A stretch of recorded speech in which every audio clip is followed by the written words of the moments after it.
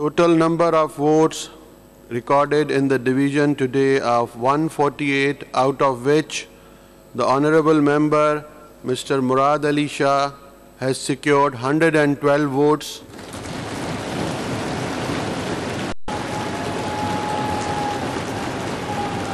And Mr.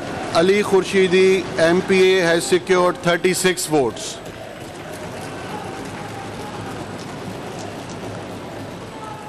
Now it's an honor for me to declare Honorable Member Sayyid Murad Ali Shah, MPA, who has secured votes of the majority of the total membership of Provincial Assembly, as the Chief Minister of the Province of Sindh. Congratulations, sir. Thank you. Mubarak ho, बहुत बहुत मुबारक हो.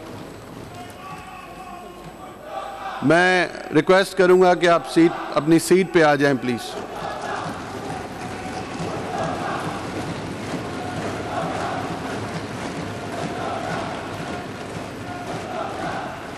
बहुत बहुत मुबारक हो आपको.